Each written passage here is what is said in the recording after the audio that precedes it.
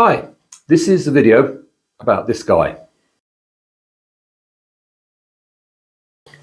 Mr. Raymond Boz Burrell, bass player and founding member of this 70s supergroup. The brilliant Bad Company. Now, why make a video about Boz? I think his band, Bad Company, are 50 years on enjoying something of a reappraisal at the moment with their induction into the Rock and Roll Hall of Fame and the release of the Can't Get Enough tribute album, including a couple of original members, plus star guests like Slash. So that being the case, I thought maybe Boz himself was worth a little bit of a reappraisal also, not just as a member of this really, really successful band, but also as a perhaps slightly unheralded pioneer in this particular instrument, the fretless bass. Now, just to put things in context, Bad Company's debut album came out in 1974, which is a couple of years before this guy put the fretless bass really at centre stage.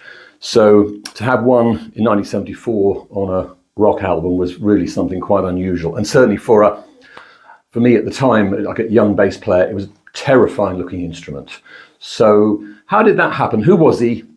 How did he end up with Bad Company playing one of these? And how was it so successful? US #1, 5 million copies sold. Let's find out. And to start our journey, we're going to look at this band.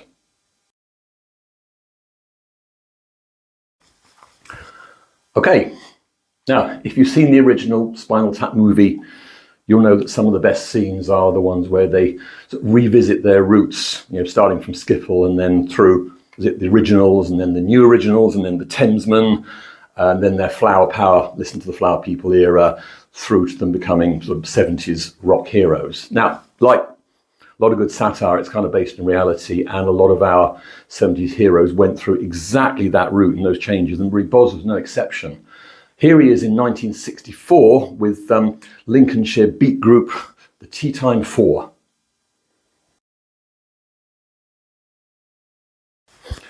Then in 1965-66 with the Boz and the Boz People, obviously himself as guitarist and singer, Ian McLagan on keyboards there on the left. Then around 1968, the very clean-cut Boz solo singer going for chart success. Then in 1971, his own sort of jazz odyssey moment, if you like, as a member of this extraordinary, even for that era, project, Keith Tippett's Centipede.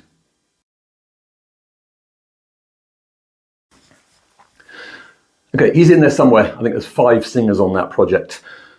The significance there was that the double album was produced by Robert Fripp, who obviously took note of Boz and offered him the role of singer, still no bass, with King Crimson. Now, sort of a sliding doors moment in that Crimson had a bass player lined up for the forthcoming album and US tour who then backed out. That was Rick Kemp, who ended up with Steel Eye Span. So I remember at the time there were stories in the Melody Maker about how Robert Fripp had taught this complete novice to play the bass, you know, miraculously.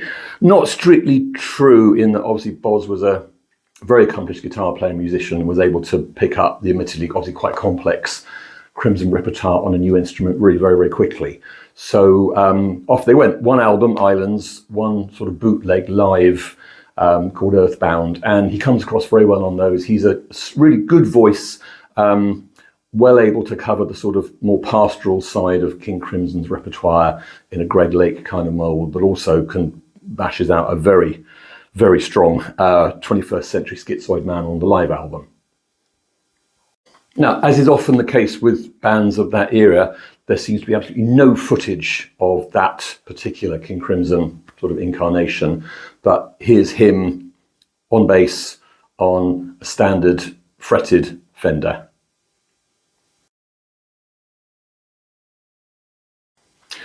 Then, when he comes along a year later for Bad Company auditions, he's playing a fretless bass. So what happened? One possible theory is that he was influenced by seeing Rick Danko of the band, who was a very early fretless player. He also played violin in the band, so the lack of frets wouldn't have held too many fears for him. And here's a picture of Rick Danko playing a very rare Ampeg AUB1, which was the first commercially available fretless bass. And here's a picture of Boz from the early years of Bad Company playing exactly the same very rare instrument.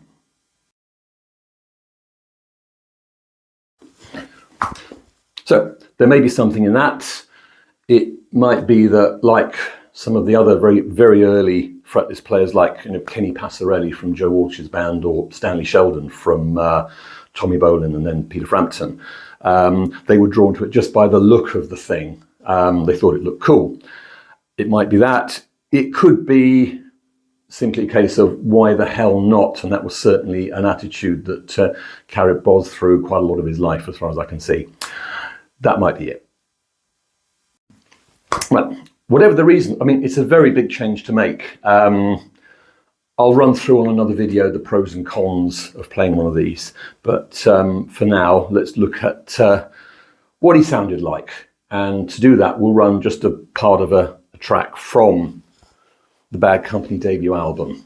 Now, in terms of which track, personally, I love it when you get a new band and, album one, side one, track one comes flying out of the traps, out of the speakers, and says to you, right, this is what we do. Think, Led Zeppelin, Black Sabbath, Guns N' Roses, even like Dire Straits debuts, you know exactly where you are with track one. And that's the case here, so that's the one that we'll look at. It's Can't Get Enough. So we'll do a verse and the chorus. I'll play along just to get the bass up front, and then we'll look at what's going on. So let's rock. That's, in fact, in the words of final Spinal Tap reference, in the words of Marty DeBurgi, that's enough of my yakking. What do you say? Let's boogie.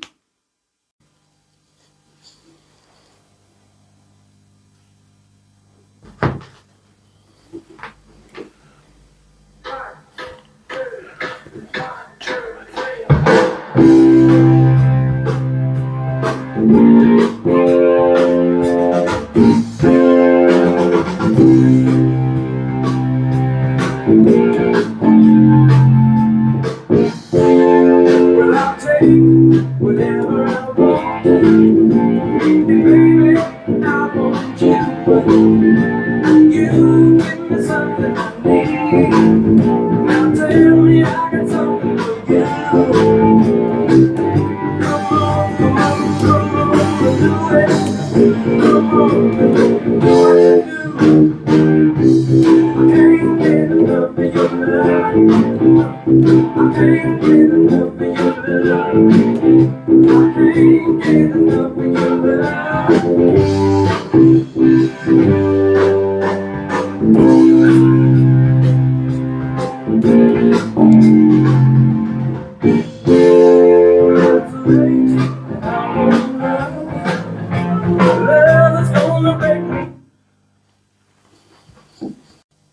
Okay, so what's happening there? I mean, nothing sort of technically to scare the horses, if you like, but a really nice sort of jazzy, almost lopey feel to that.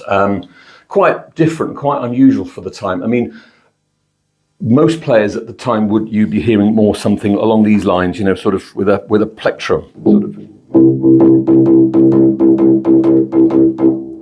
a more sort of percussive, clicky sort of sound. What you've got going on in here, obviously Boz playing with his fingers, not unique, but sort of unusual for the time. The main thing with the fretless is that on the your left hand, rather than the sound being made by the string on the fret, the metal fret, the sound is coming out of two things. There's the wood of the fretboard and your hand, your finger. So these are all, if you like, organic elements rather than metallic. So the sound that comes out is basically much more mellow, much more rounded, and it's a very supportive sound that goes particularly well with good singers, I find. That's part of why the mix of Bad Company works so well. I mean, people often talk about Paul Rodgers' vocals as being soulful. He was not a sort of 70s screamer. And when you look at him in that context, it starts to make a bit more sense as to why they hung together. So, Bad Company, proper supergroup, that sort of mainly late 60s and 70s phenomenon where you've got established musicians coming together to create a new project. Think Emerson, Lake and Palmer, Blind Faith, Crosby, Stills and Nash, etc. Now, who were they? Number one, you've got probably one of the great singers of all time.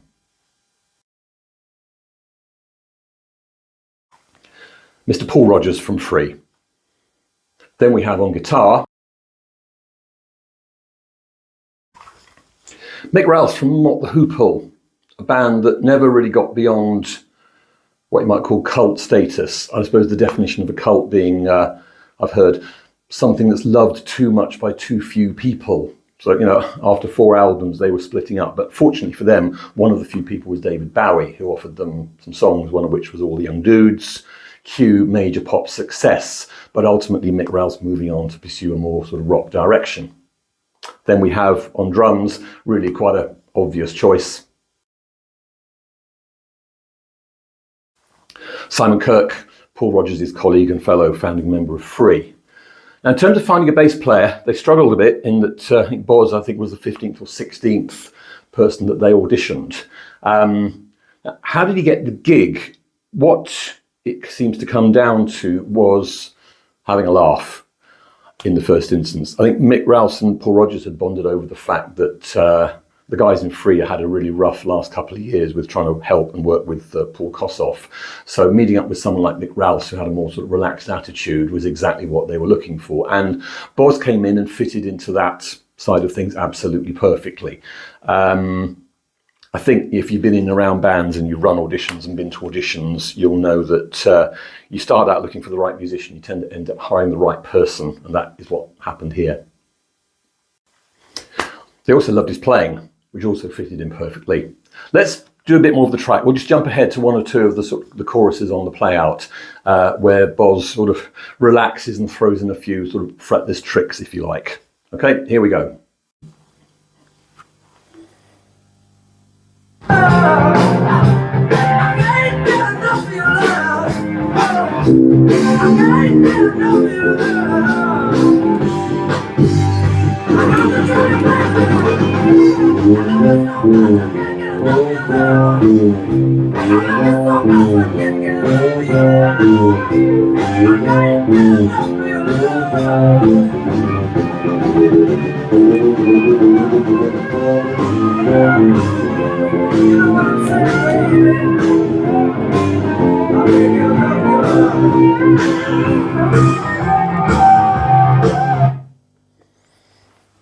Okay. Boz relaxing, having some fun, sliding a few notes around there. He was never shy throughout the Bad Company sort of career of throwing in a few tricks just to, you know, embellish the music in the right places and add a very distinctive voice to a really successful sound. But how so successful? Just to recap, yeah, American #1 album, I think 5 million sales, you know, impressive numbers from guys whose previous bands, whilst doing well, had not achieved anything like those kind of numbers. How did it connect in that kind of way? I'll look at it, and I'm thinking back as a 15, 16-year-old music fan at the time. These were the things that really stood out. Okay, first point I think is that Bad Company always felt like the right band at the right time. Now, to illustrate that, I'm just going to take you back a year to 1973 and just show you the covers of 3 albums released that year from 3 of the biggest acts.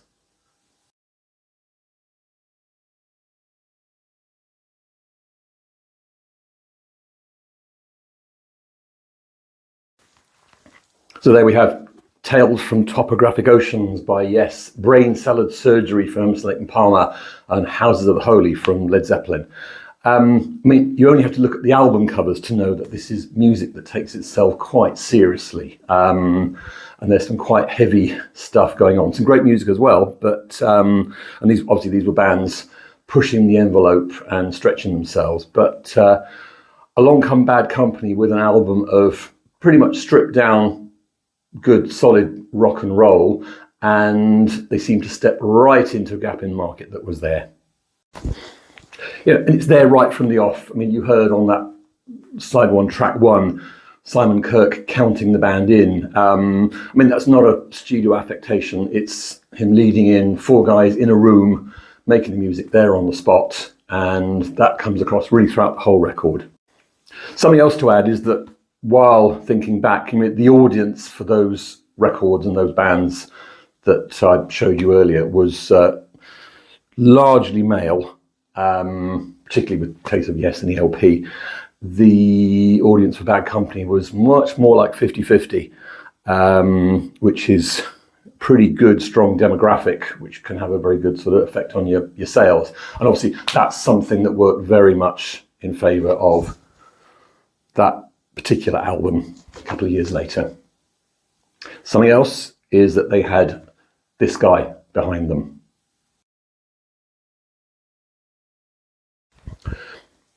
The legendary Peter Grant, manager of Led Zeppelin and also manager of Bad Company. Now, the Bad Company project sort of came to the fore at a time when Led Zeppelin were taking a bit of a break after a sort of 4 or 5 year run of incredible success. In fact, the Bad Company album was recorded in just a 2-week period in time that had been booked by Led Zeppelin at Headley Grange. So it meant that Peter Grant was able to get right behind them and was able to launch them, particularly in the States, at a very high level, which, had they not been able to live up to it, wouldn't have counted for much. They lived up to it.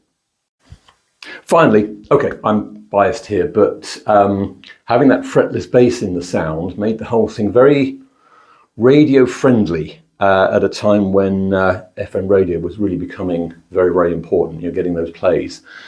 And if you think, well, what difference can that possibly make? All I would do is point to this. 2 years later, 8 million sales, fretless bass. I'm going to look at that album, that phenomenon, on another video. So, Mr. Raymond Boz Burrell. He passed away in 2006. I think, in the words of Indiana Jones, it wasn't the years, it was the mileage. But what a legacy he left, and what a great guy. This was something I was able to see for myself in, I think it was 1977, when I was helping out backstage at a gig by a band called Hinckley's Heroes, who were a group of musicians touring colleges, sort of playing rock and roll. And it was people like Mike Patto, Henry McCulloch. I remember there being 2 drummers. There was John Halsey, who the following year obviously became Barry Warm of the Ruttles, and the other drummer being Mitch Mitchell, amazingly. But on bass, there was Boz Burrell. Now, you'd think this would have been a break in Bad Company's schedule. They were one of the biggest bands in the world at that time. You'd imagine he'd be sitting by his pool, but no, his idea of a good time was to basically do small college gigs with his mates playing rock and roll. Now, I was involved in, such as it was, backstage catering, and whilst I was excited to meet him, I was very concerned that someone who presumably was used to sort of caviar and champagne backstage at US arenas would turn his nose up at a 6-pack and some dodgy sausage rolls. Far from it. He was really appreciative, supportive of what we were doing, and came across as a really, really genuine guy. Okay, I'm going to leave the last word to this gentleman. The great Ahmet Ertegun of Atlantic Records, and someone who would have had thousands of musicians pass through his sort of care and attention, if you like. When Boz passed away, he spoke and obviously talked about how important Bad Company were to Atlantic, but also said these words. I think Boz was a great musician, a great human being, and then said how, steeped in jazz and blues, Boz's playing was the anchor of the band's sound. We will miss him terribly. Amen to that. Thank you for watching and listening.